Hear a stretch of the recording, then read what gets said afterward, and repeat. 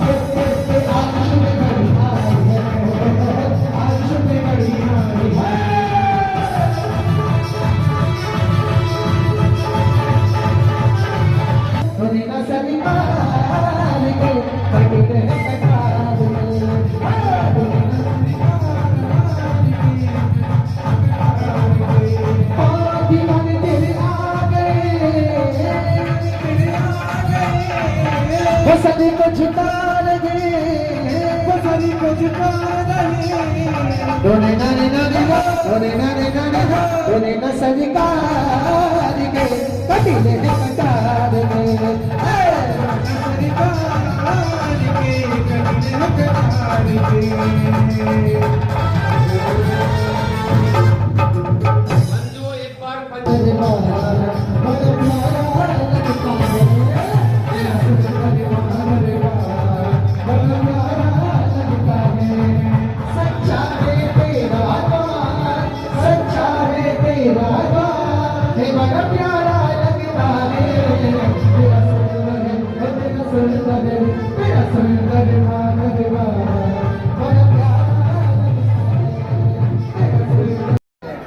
करनाल विधायक जगमोहन आनंद जी जो है पहुंच चुके हैं यहाँ पर।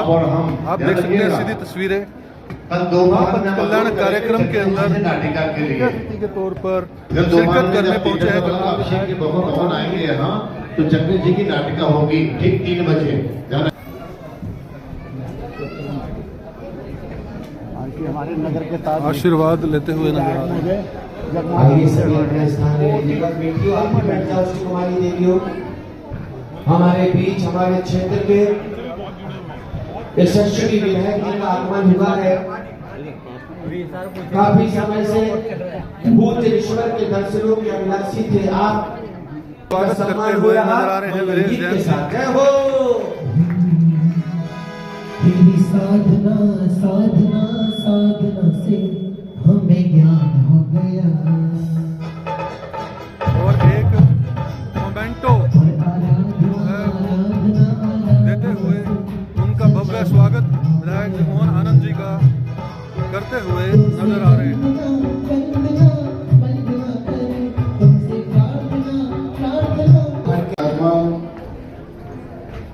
जैन समाज के या यूं कहूं कि जब संत होते हैं तो वो किसी समाज के साथ नहीं बनते, वो फिर सर्व समाज के हो जाते हैं। आदरणीय निश्चय सागर जी, उनके साथ सभी संत वृंदगण और ये दानवीर राजा कर्ण की धरती एक परोपकारी धरती है।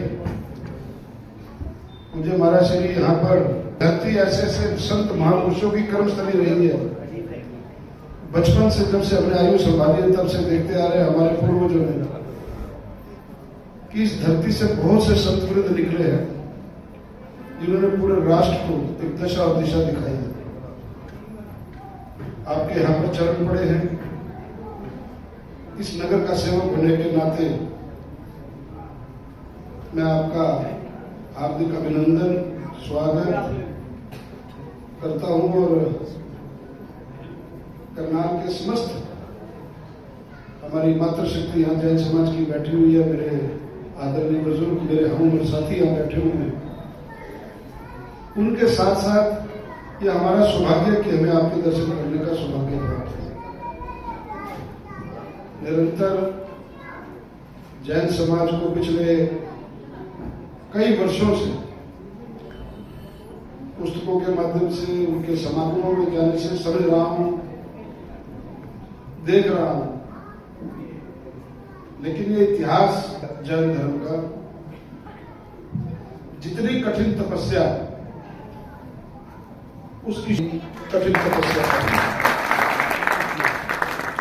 चाहे शारीरिक रूप से हो, तन पर कपड़ा ना हो, भरी सर्दी में जब हम जमीन पर पांव रखने से डरते हैं और ऐसे में निर्वस्त्र होकर के उस परमात्मा को पाने के लिए, क्योंकि जो आराधना है, जो शक्ति है, वो तपस्या करके भाजपा नेता निशांत सानू जी यहाँ पर पहुंचे हैं। कोई भी काम हो, चाहे आपका व्यापारिक काम हो, चाहे आपका राजनीतिक क्षेत्र हो, चाहे आपका धार्मिक क्षेत्र हो, जब तक आपको उस काम की लगन नहीं रहेगी और जिसको लगन लगी उसी ने परमात्मा को पाया है, उसी ने ही हमेशा तरक्की को पाया है।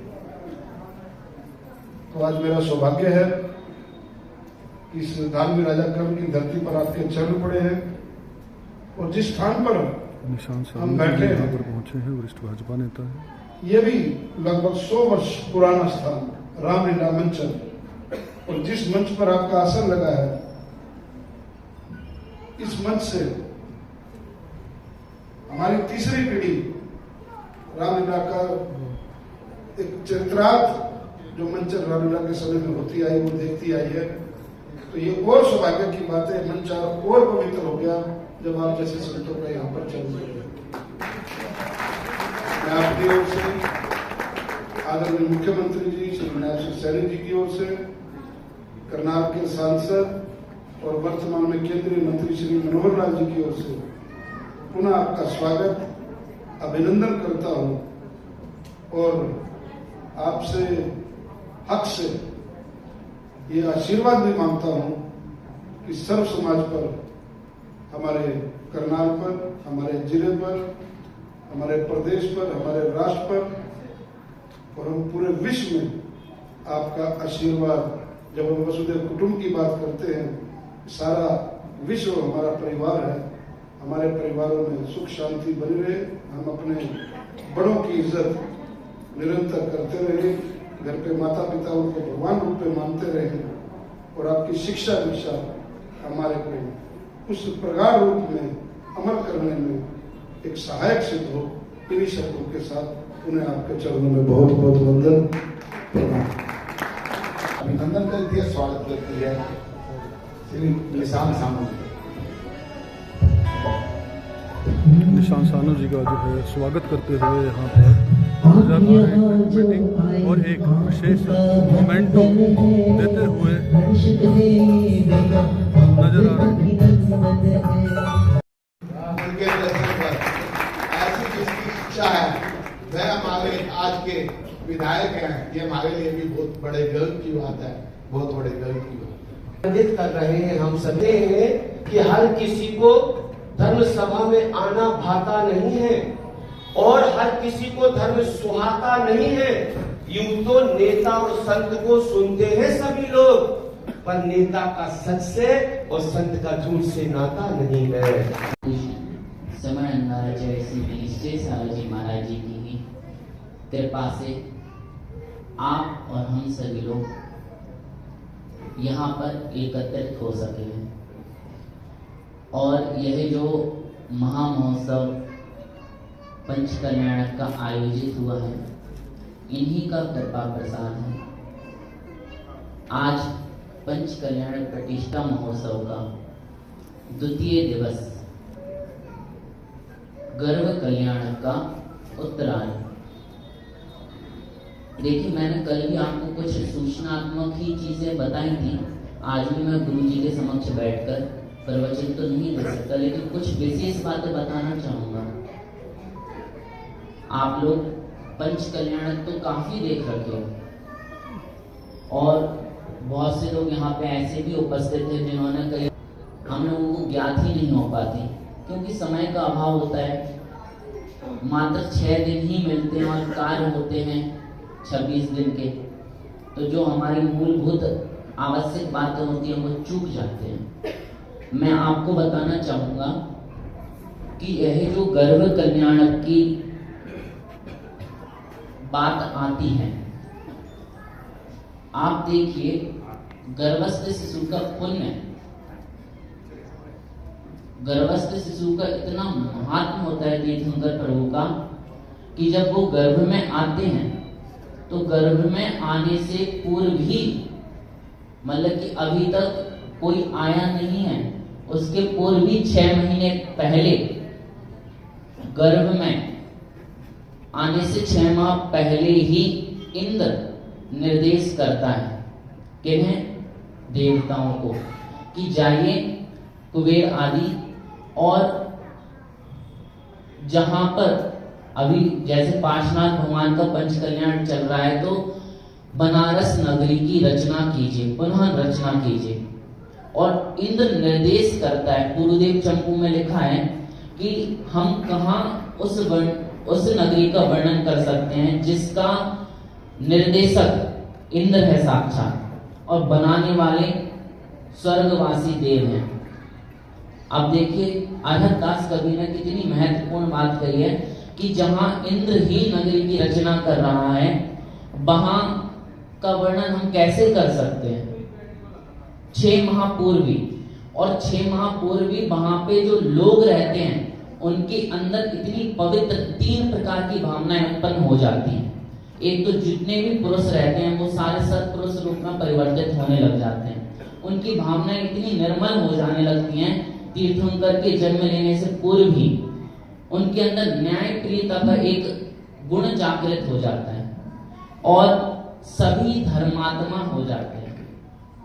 आज अगर इन तीनों गुणों के बारे में थोड़ी सी चर्चा करें तो सत्पुरुषता तो मिलते हैं, लेकिन उंगलियों पर गिनने जितने।